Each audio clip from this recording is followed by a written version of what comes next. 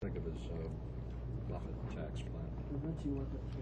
Well, I smile because if Warren Buffett would like to pay more taxes, by God, then go right ahead and pay more taxes. He had the opportunity with Berkshire Hathaway buying all those shares of Bank of America, and they got a real good rate on the tax on their dividends. They had a good opportunity to pay their fair share, and he didn't do that. So, and they owe back taxes, Berkshire Hathaway does. So, you know, I think that in this environment, we should not raise taxes on the American people. It happened in December of 2010.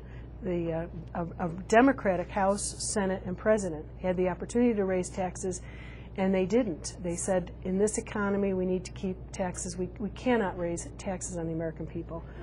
And the economy has not improved. It's just as bad now, maybe worse than it was in 2010. It's not a good time to raise taxes. This government's got to get out of the way.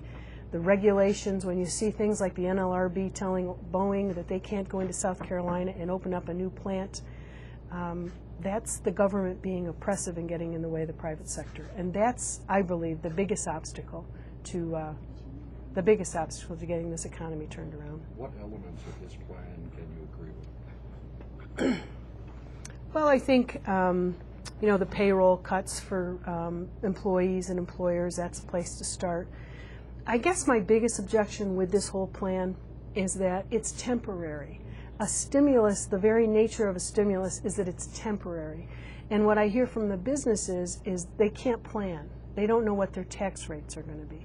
They don't know what's going to happen to regulations. They don't know, with the health care law coming into effect in 2014, if it's going to affect them, if they can hire more, or if once they hire more, then they're going to fall into the mandated employers has to pay health insurance.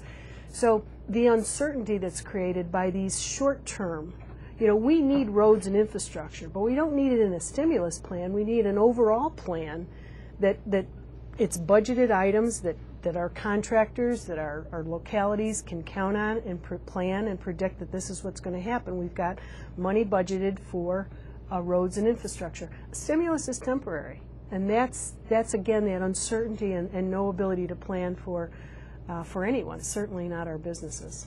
So beyond payroll tax relief, is there anything else you agree with? I believe, and what I agree with him is that it really is time to get serious about the economy. I'm talking about elements of his plan now. Are there things in there that you've seen that you could support? The payroll tax cuts. You know, I don't think we should raise taxes. I don't think we should initiate class warfare.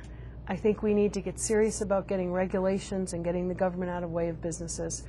And I don't think short-term planning, stimulus, I don't think spending money to create jobs is the role of government. It didn't work in Stimulus 1. That's my biggest concern. We spent $1 trillion and that didn't work.